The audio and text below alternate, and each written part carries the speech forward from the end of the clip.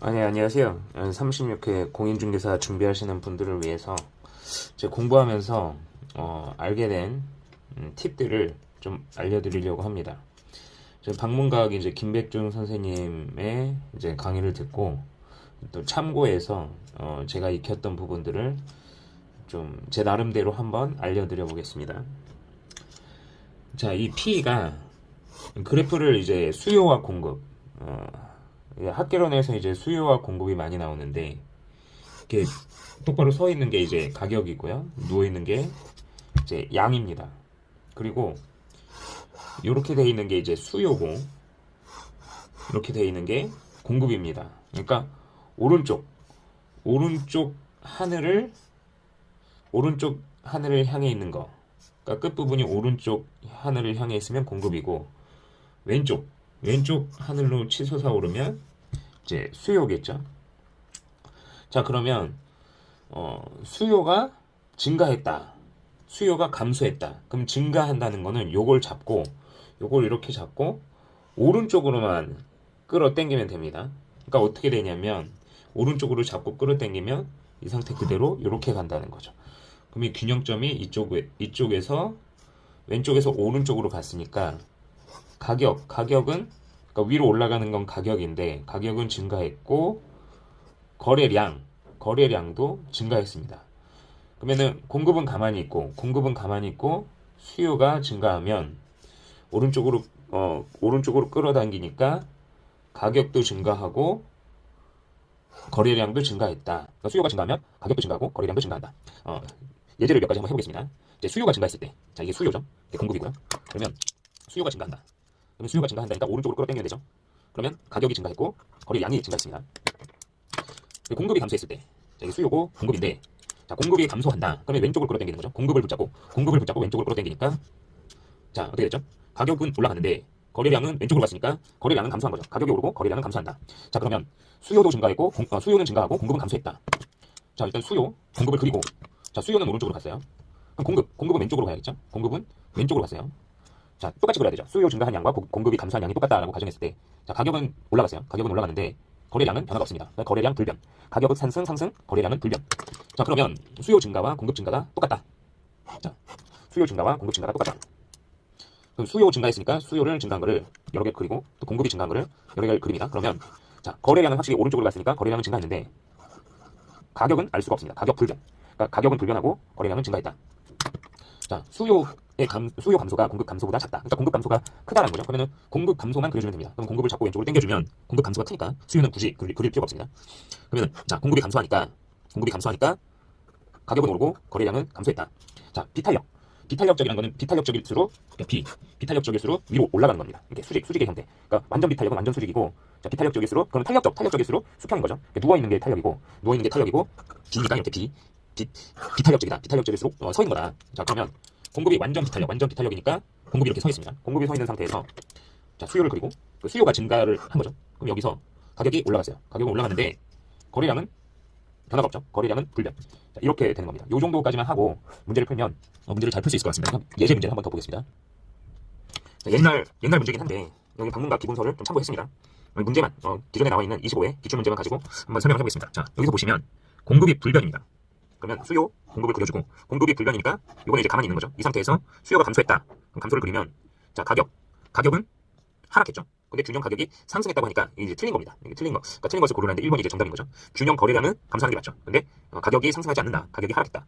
자, 3번 한번 해보겠습니다. 그러면 수요의 증가가 공급의 증가보다 크다. 수요를 그리고 공급을 그리고 공급의 증가보다 크다고 했으니까 수요의 증가만 그리면 되죠. 수요. 그러면 가격은 상승하고 거래량은 증가했다. 그러니까 다 우상향인 거죠. 가격 상승, 거래량 증가. 맞는 얘기죠. 그럼 하나만 더 해보면 5번 해보겠습니다. 수요의 감소가 공급의 감소보다 크다. 그러면, 자, 수요의 감소가 공급의 감소보다 크니까 수요의 감소만 그리면 되죠. 그럼 수요의 감소를 이렇게 그려주면, 자, 가격은 하락했죠. 새로운 균형 가격 하락하고 균형 거래량도 왼쪽으로 갔으니까, 이게 균형점인데 왼쪽으로 갔으니까 균형 거래량도 감소하다. 이런 식으로 이 비슷한 문제들을 다양하게 찾아서 풀어보시면 이 문제가 이제 완전히 나의 것이 되는 것이죠. 그러니까 한번 이렇게 연습해가지고는 감이 잘 안 잡힙니다. 그래서 이 비슷한 문제를 여러 개를 풀어봐야 됩니다. 기출 문제도 풀어보고 합격 예상 문제를 풀어봐야 합니다. 네, 여러분들에게 도움이 되셨으면 좋겠습니다. 감사합니다. 네, 안녕하세요.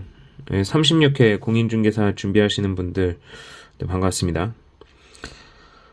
오늘은 무효행위, 공인중개사 민법, 김덕수 교수님 강의 내용을 참고를 했고요. 무효행위 추인과 또 무효 원인이 소멸되어야 추인할 수 있다. 제가 알게 된 지식을 함께 여러분들과 함께 공유하고자 합니다. 자, 무효 원인이 소멸을 해야 추인이 된다. 이 말은 이 무효 원인이 뭔지를 알아야 되는데, 이 무효 원인이 뭐냐면 반사의 질서, 불공정한 법률 행위, 뭐 폭리 행위 같은 것들이 있겠죠. 강행 규정 위반. 이런 강행 규정 위반 법률의 행위는 추인이 인정되지가 않습니다. 그렇기 때문에 반사의 질서, 불공정 행위, 강행 규정 위반 등의 원인, 이 원인들이 소멸이 돼야 되는 거죠. 이 원인들, 무효 원인들이 없어져야 추인을 할 수가 있는데, 자, 추인을 하면 소급효가 없다. 이 말은 뭐냐면, 자, 무효행위는 추인하여도 효력이 없습니다. 그 당사자가 무효임을 알고 추인한 때에는 새로운 법률 행위로서 유효하게 됩니다. 그러니까 비소급적 추인이다. 그러니까 소급효가 없다. 자, 이게 무슨 뜻이냐면, 예를 들어서 무효인 가등기를 전용하기로 한 약정은 그때부터 유효한 거지 처음으로 돌아가지 않는다라는 거죠. 그러니까 계약 당시로 돌아가지가 않는다. 새로운 법률 행위를 한 거다. 자, 무효행위의 추인은 다른 정함이 없으면 새로운 법률 행위로 한 것으로 보아야 한다. 이런 것이 정확한 법의 이제 취지인 거죠. 한번 예시 문제를 한번 보겠습니다. 자, 옛날 문제인데 29회 문제 한번 보겠습니다. 자, 법률 행위 무효에 관한 설명으로 틀린 거. 자, 불공정한 법률 행위로서의 무효인 경우 무효행위 전환은 될 수 있습니다. 자, 전환의 법리가 적용이 될 수 있다. 무효행위의 전환은 될 수 있다. 아까 말씀드린 것처럼 이제 반사의 질서, 불공정행위, 강행 규정 위반 등의 이 무효 원인이 소멸된 후에 이제 추인을 해야 된다는 거죠. 그리고 추인은 안 되지만 무효행위는 전환은 될 수가 있다라는 거예요. 추인은 이 무효행위가 소멸되어야 한다. 자, 3번을 한번 보겠습니다. 통정한 허위의 매매를 추인한 경우 다른 약정이 없으면 이게 언제부터 되느냐. 계약을 체결한 때부터 유효가 된다. 이게 소급효죠. 계약을 체결한 때부터가 아니라 새로운 법률 행위로 유효가 되는 거죠. 자, 무효행위의 추인은 소급효가 없습니다. 그래서 계약을 체결한 때가 아니라 추인한 때부터 새로운 법률 행위에 유효가 된다. 자, 그리고 4번 보시면 채권자가 매도인의 배임 행위에 적극 가담했다. 적극 가담하면 무효죠. 적극 가담하면 무효입니다. 자, 그리고 토지거래 허가 구역 내에 토지거래 계약이 확정적으로 무효가 되면 책임 있는 사유가 있는 자도 무효. 자, 이 무효는 누구나 주장을 할 수가 있습니다. 악의도 선의도 누구나 주장을 할 수가 있는 거죠. 책임 있는 사유가 있는 자도 없는 자도 다 이 무효는 주장할 수가 있다. 이렇게 보시면 되겠습니다. 예, 감사합니다. 예, 안녕하세요. 공인중개사 시험 준비하시는 분들 반갑습니다. 오늘은 그 방문각 공인중개사법, 중개사법 정지훈 교수님한테 배운 내용을 토대로 해서 암기 노트, 암기하는 방법, 그리고 제가 습득한 지식을 가지고 참고하실 수 있도록 알려드리겠습니다. 중개사법 정책심의위원회도 시험이 많이 나옵니다. 자, 이 정책심의위원회는 국토교통부에 둘 수 있습니다. 뭐 두어야 한다 이게 아니라 둘 수 있다. 둘 수 있다는 것이고요. 그 다음에 심의사항은 어떤 걸 하냐. 이 네 글자 공, 부, 손, 수. 공부는 손수 스스로 하는 거죠. 손수 스스로. 공부는 손수 스스로 합니다. 공부 손수. 자, 공이 뭐냐. 공인중개사 시험 자격에 대한 내용이고요. 부, 부동산 중개업 육성. 그 다음에 손, 손해배상 책임 보장. 그리고 중개보수, 수, 중개보수 변경에 관련된 내용입니다. 제가 짧게 요약했고요. 일단 공인중개사 시험에 대한 이야기가 나온다. 그럼 공이라고 생각하시고 부동산 중개업 육성에 관련된 내용이 나온다. 그러면 부에다가 체크를 하시고 그렇게 공부, 손수, 공인중개사 시험, 부동산 중개업, 손해배상 책임, 중개보수 변경이다. 근데 여기서 중요한 건 자, 중개보수는 시도지사랑 관련이 없습니다. 시도지사는 항상 자격증이나 자격시험 그리고 실무교육, 직무교육, 교육에 관련된 것이지 시도지사는 중개보수와는 연관이 없다. 그래서 중개보수에서 시도지사가 나오면 X를 치시면 됩니다. 자, 어떻게 구성이 되느냐. 숫자 1, 7, 11을 기억하시면 됩니다. 위원장 1명 포함해서 7에서 11명, 7명에서 11명 이내이고요. 그 다음에 위원장은 국토교통부 제1차관이 됩니다. 국장 아닙니다. 국토교통부 장관이라고 생각할 수 있는데 국토교통부 제1차관이고요. 임기는 2년. 임기는 2년. 2임기니까 2년입니다. 2임기. 임기는 2년. 연임이 없습니다. 연임이 없고요. 자, 그 다음에 여기서 암기 코드가 또 나옵니다. 위원장이 직무 수행을 하지 못하면 위원장이 미리 지명한 위원이 직무를 대행합니다. 그래서 어떻게 외우냐. 정책심의위원회니까 정책은 정미지. 이 정책은까지 같이 외우셔야 합니다. 왜냐면 뒤에 가면 다른 내용이 또 나와요. 거기서는 미리 지명한 위원이 아니기 때문에 여기서는 정책은 정미지다. 정책심의위원회에서만 미리 지명한 위원이 직무를 대행합니다. 그래서 정책은 정미지. 이렇게 하시면 되겠습니다. 그리고 예문, 새로운 문제 한번 풀어보겠습니다. 자, 이렇게 문제가 나오게 되는데 이런 식으로 나온다는 거죠. 그러면 이 문제에서 정책심의위원회에다가 체크를 합니다. 정책심의위원회에다가 체크를 하고 정책은 정미지. 1에서 7, 11. 숫자는 1, 7, 11이 나와야 되고 정책은 정미지구나. 이렇게 하시면 되겠죠. 자, 여기서 보시면 심의위원회 위원장은 한 명을 제외하고 7명 이상 11명 이내 위원. 여기서 헷갈리시면 안 됩니다. 아까 전에 제외가 아니라 이제 포함이라고 그랬습니다. 포함. 이런 식으로 문제가 나오게 됩니다. 자, 여기서 4번을 보시면 자, 국토교통부 장관은 제척 사유에 해당함에도 불구하고 심의 의결에서 회피하지 않은 위원을 해촉할 수 있다. 해촉은 국장이 하는 것이죠. 해촉은 국장이 하는 것입니다. 그래서 정답은 4번인데 자, 3번을 보시면 암기 코드 아까 정미지라고 했잖아요. 위원장이 부득이한 사유로 직무를 수행할 수 없을 때는 부위원장, 벌써 여기서부터 이제 틀린 거죠. 부위원장이 아니라 정책은 정미지, 미리 지명한 위원. 미리라는 글자가 나와야 되는 거죠. 자, 그리고 5번 보시면 위원장은 긴급하거나 부득이한 사유가 없는 한 회의 개최 10일이 아니라 7일 전까지. 이 10일은 언제 나오냐? 자, 고용관계 종료 후 10일 이내로 그 고용관계 종료 신고를 해야 됩니다. 그래서 고용관계 종료 거기서 이제 10일이 나오고 이 7이라는 숫자도 어디서 또 나오냐. 인장 변경 등록에서 7일 이내로 인장 변경 등록 신고를 해야 된다. 거기서 7이 나오는 거죠. 그렇기 때문에 이 10이라는 숫자가 나오면 안 됩니다. 7일 전까지 회 일시 장소 안건을 통보해야 된다라는 거죠. 그래서 오늘은 이렇게 정책심의위원회 공부선수 둘 수 있다.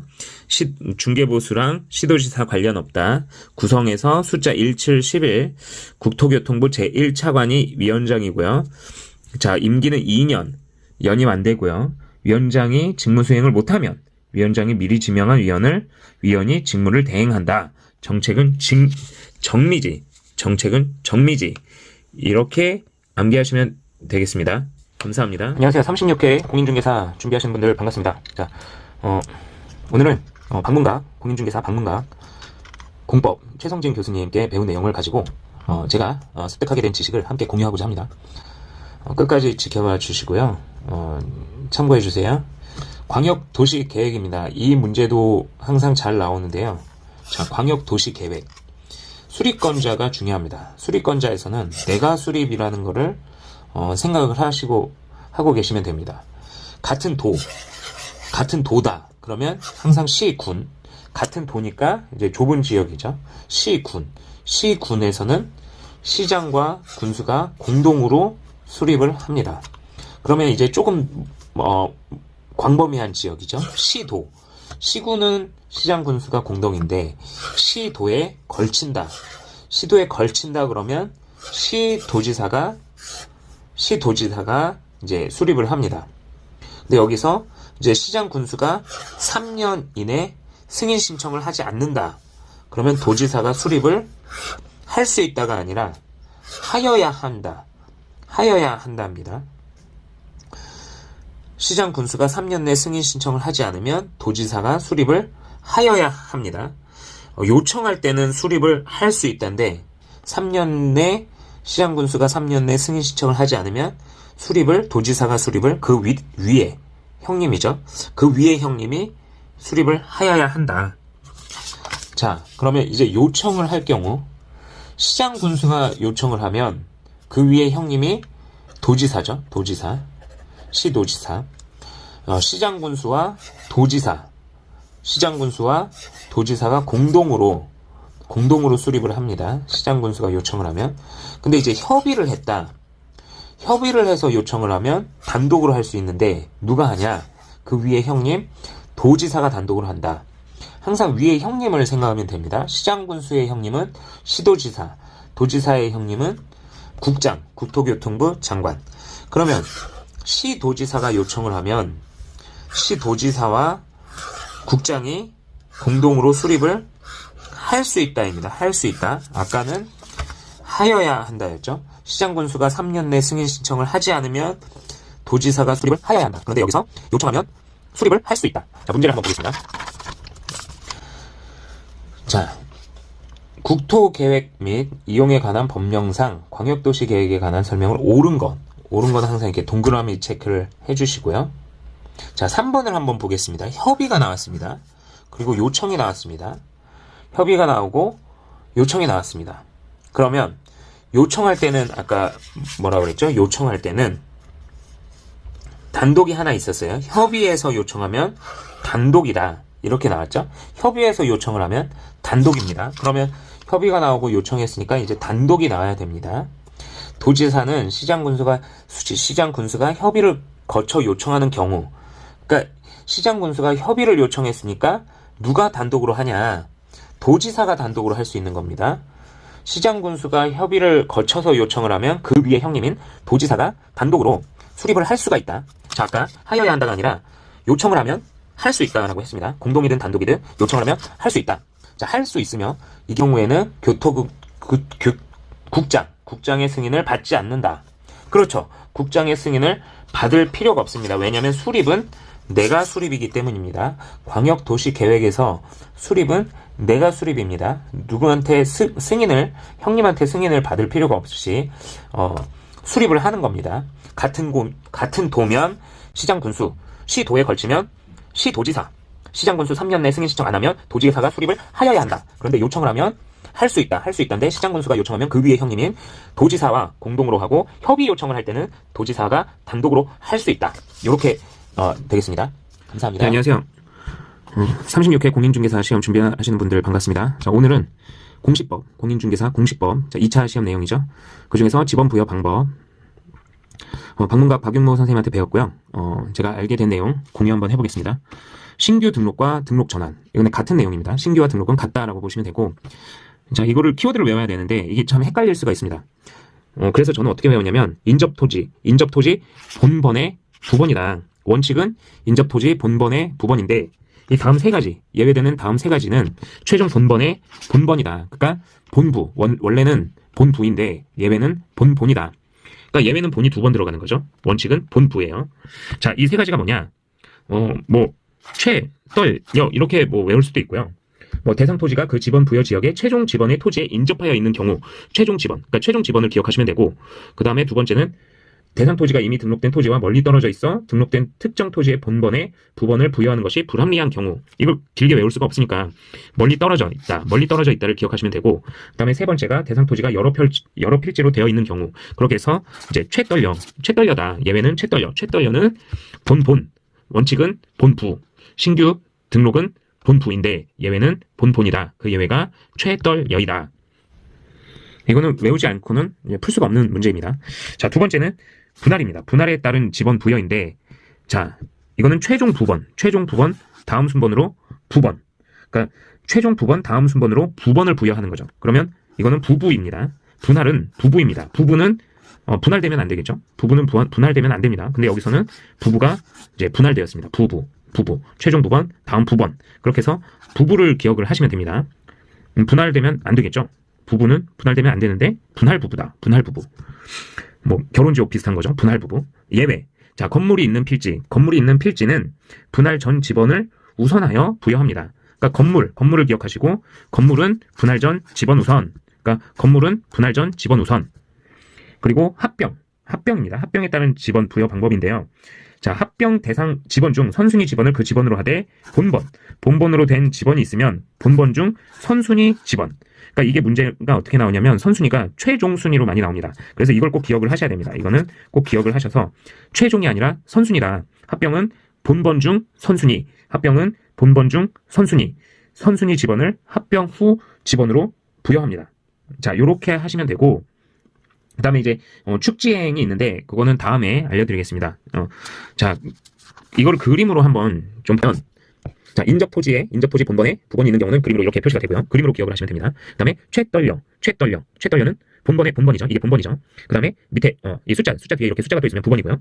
자, 본번 중 본번은 최떨려. 그 다음에 본부는 이렇게 딱 붙어있죠. 인접토지 본번의 부번이다. 이게 신규 등록 전환에 따른 지번 부여 방법입니다. 분할은 본번의 부번. 그러니까 이렇게 부번이 이렇게 있죠. 본번의 부번. 이게 원칙이고요. 그 다음에 건물이 있으면 분할 전의 지번을 우선하여 이제 부여를 합니다. 건물이 있으면 분할 전의 지번을 우선하여 부여한다. 합병에 따른 지번 부여 방법은 선순위 지번. 합병 대상 지번 중 선순위 지번을 그 지번으로 하되 본번으로 된 지번이 있을 때에는 본번 중 선순위 지번을 합병 후 지번으로 합니다. 자, 이렇게 토지 소유자의 신청이 없는 경우, 토지 소유자의 신청이 있는 경우, 토지 소유자가 이제 신청이 있으면 그 지번을 합병 후 지번으로 부여를 합니다. 합병 후 지번으로. 그러니까 신청이 있으면 합병 후 지번으로 이제 부여를 하는 거죠. 자, 문제가 중요하죠. 문제를 한번 풀어보겠습니다. 자, 해당 관련된 문제인데요. 기출문제입니다. 23회에 나왔던 문제고요. 공간 정보의 구축 및 관리 등에 관한 법령상 지번의 부여 및 부여 방법 등에 관한 설명으로 틀린 것. 자, 1번을 한번 보겠습니다. 지적소관청은 지번을 변경할 필요가 있다고 인정하면 시도지사나 대도시시장의 승인을 받아 지번 부여 지역의 전부 또는 일부에 대하여 지번을 새로 부여할 수 있다. 이건 뭐 누가 봐도 옳은 문장이겠죠. 그런데 3번을 한번 보겠습니다. 분할의 경우에는 분할 후의 필지 중 1필지의 지번은 분할 전의 지번으로 하고 나머지 필지의 지번은 최종 본번 다음 순번의 본번. 자, 여기서 이제 키워드가 보여야 됩니다. 키워드가 본본은 원칙이 본본이었던 경우는 신규 등록하고 등록 전환이었어요. 원칙이 원칙이 본본은 신규 등록과 등록 전환이었어요. 근데 분할 부부. 아까 전에 결혼지옥 말씀드렸죠. 부부는 분할되면 안 되잖아요. 근데 부부가 분할이 됐어요. 그럼 최종 부번, 다음 순번에 부번이 들어와야 됩니다. 자, 분할의 경우는 분할 후의 필지 중 1필지의 지번을 이제 분할 전의 지분으로 합니다. 그리고 나머지 필지의 지번은 본번의 최종 부번, 다음 순번으로 부번. 그러니까 부번 이렇게 들어와야 됩니다. 자, 옳은 것도 한번 볼까요? 자, 등록 전환 토지가 여러 필지로 되어 있습니다. 이게 신규 등록과 등록 전환의 예외에 관한 상황. 최떨여 중에 하나죠. 최떨여. 최종 지번의 토지에 인접한 경우, 멀리 떨어져 있는 경우, 여러 필지로 되어 있는 경우 중에 한 가지는 본부이죠. 본부. 최종 본번의 다음 순번부터 최종 본번의 다음 순번부터 본번이다. 자, 신규 등록. 아까 말을 제가 잘못했는데 신규 등록 및 등록 전환의 원칙은 본부, 인접토지 본번에 부번을 붙인다. 근데 예외는 세 가지 상황이 있는데 최떨여이다. 최종 지번의 토지 멀리 떨어져 있어. 여러 필지로 되어 있어. 이 세 가지가 있으면 본입니다. 최종 본번의 다음 순번부터 본이다. 그래서 지금 이게 틀린 거를 찾는 거니까 3번이 틀렸죠. 분할은 부부예요. 부부. 둘 다 부부. 최종 부번, 다음 순번 부번. 최종 부번, 다음 순번 부번. 이렇게 분할 부부. 등록 전환, 신규 등록은 원칙은 여기 원칙이 나오네요. 2번. 원칙은 본번의 부번, 본부. 그런데 예외적인 상황 세 가지. 최종 지번 토지에 인접해 있어. 멀리 떨어져 있어. 여러 필지로 되어 있어. 그때는 본이다. 최종 본번, 다음 순번부터 본번. 자, 이렇게 푸시면 이 키워드가 눈에 딱 들어오면 정답을 찍으시면 되겠습니다. 감사합니다. 네, 안녕하세요. 공인중개사 36회 시험 준비하시는 분들 반갑습니다. 자, 지금은 세법 조세총론 문납과 분할에 대해서 한번 이야기해 보겠습니다. 방문각 하원진 교수님께 이제 배우고 있고요. 자, 제가 배운 내용을 토대로 해서 저만의 스타일로 한번 알려드려 보도록 하겠습니다. 자, 영상이 마음에 드시면 구독과 좋아요도 부탁드립니다. 자, 이거는 이제 학개론의 김백중 교수님, 김백중 쌤의 그 거지보국과 취재 종양, 이거를 좀 응용하시면 좀 더 편하실 텐데요. 자, 분할과 물납이 같이 되는 거, 물납과 분할이 같이 되는 거. 자, 이렇게 일단은 십자가를 그려봅니다. 그리고 위에서부터 거지, 보, 국. 거지가 사는 나라가 있다는 거죠. 거지, 보국. 자, 국은 이제 국세고요. 지자는 이제 지방세입니다. 거래세고 이제 보유세라는 거죠. 거지, 보국. 거기에 취재를 나갔습니다. 취재를 나갔더니 종양이 걸린 거죠. 거지가 사는 나라에 취재를 갔더니 종양이 걸렸다. 거지가 사는 나라 취재를 나갔더니 종양이 걸렸다. 자, 거지, 보국, 취재, 종양. 자, 취는 이제 등록세와 같습니다. 등록세와 취등록세라고 하죠.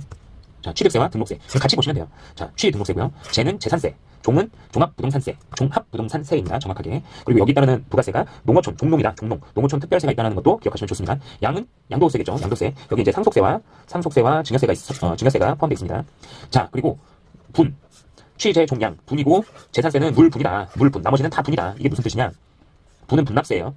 자, 물납과 분납이 같이 되는 건 재산세밖에 없다는 거죠. 그럼 여기다가 십자가 그리고 거지 보고 취재 종양 그리고 적고 그다음에 다른 거 다 분을 적은 다음에 재산세에다가만 물을 하나 더 적어주면 됩니다. 이렇게 그림으로 외우시는 게 편하겠죠. 그리고 또 한 가지 기억할 것은 시험이 그렇게 만만하지 않습니다. 앞으로 갈수록 시험은 단순한 지문들이 아니기 때문에 이 재산세에 도시 지역분까지 포함된다. 그러니까 이 물납과 분납이 함께 되는 것은 재산세에 이렇게 붙어 있는 도시 지역분까지 포함된다. 이것만 이제 분납과 물납과 분할 납부가 함께 할 수 있다는 거죠. 그리고 추가적으로 6일수다. 6일수. 이게 무슨 뜻이냐면 6월 1일 날 매수인이 세금 낸다라는 뜻이에요. 그래서 외울 때 6일수. 그러면 자, 뭐 5월 말일 날 팔았어요. 그러면 세금은 누가 내냐? 이 6월 1일 재산세 기준이 6월 1일이 기준일이기 때문에 6월 1일 날 집주인 되는 사람이 내야 되는 거예요. 그러면 5월 말에 매도인이 집을 팔았으면 세금은 매수인이 내야겠죠. 근데 문제가 어떻게 나오냐면 세금을 누가 내냐고 물어보는 거죠. 5월 말일 날 집을 팔면 매도인이 내냐, 매수인이 내냐. 그러니까 5월 말에 집을 팔았으니까 6월 1일 날은 누가 집주인이죠? 집을 산 사람, 매수인이 집주인이기 때문에 6일수다. 그러니까 6월 1일 날은 6월 1일 기준으로 항상 매수인이 세금을 내는 사람이다. 요거 기억하시면 많은 문제들을 푸실 수 있고 또 거지보국에서 국세는 주소지, 사람을 따라갑니다. 지방세는 소재지, 부동산 소재지를 따라갑니다. 이 문제도 상당히 많이 나옵니다. 그러면 오늘은 조세 총론에서 분할 납부와 물납이 함께 되는 게 어떤 게 있느냐, 문제로 어떻게 나오는지 한번 보겠습니다. 자, 조세의 납부 방법으로 물납과 분할 납부가 둘 다 가능한 것, 둘 다 가능한 것을 찾으라는 거죠. 물납과 분할 납부. 그럼 아까 전에 충분히 그 그림을 익혔으면 그 그림을 상상해 보시면 됩니다. 자, 그 그림을 옆에 두고 한번 해보겠습니다. 자, 물분은 뭐만 있죠? 재산세만 있죠? 그리고 쭉 내려와서 화살표로 내려와서 도시지역분까지 포함된다. 그러면 자, 여기에 재산세만 정확하게 재산세 이렇게 나와 있는 건 없어요. 그런데 딱 도시지역분, 리얼에 도시지역분 딱 하나만 보이죠?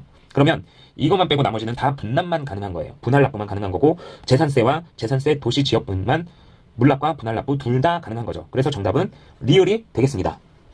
리을 2번이 되겠죠? 자, 리을 미음도 아니에요. 자, 리을 미음은 소방분 지역, 이게 헷갈리실 수도 있어요. 그래서 문제를 참 교묘하게 내는 거죠. 소방분 지역 자원 시설세도 재산세에 따라붙는 부가세예요. 그렇기 때문에 사람들이 착각하기를, 저도 처음에 이게 많이 헷갈려서 많이 틀렸습니다. 재산세에 따라붙는 소방분 지역 자원 시설세니까 이것도 재산세에 속하니까 분납과 물납이 둘 다 가능하지 않냐? 아니라는 거죠. B 아니에요. 재산세 도시 지역분만 정확하게 물납과 분할 납부가 가능하고 나머지는 다 분납만 가능하다. 소방분 지역 자원 시설세도 재산세에 속하는 건 맞지만 분납만 돼요. 물납과 분납이 함께 되는 건 재산세 도시 지역분 제도 물분은 제도 한 10번 이렇게 머릿속에 앞글자를 따셔도 되고 익히고 가시면 한 문제는 맞추실 수 있을 것 같습니다. 2014년 25회 나온 기출문제입니다. 감사합니다.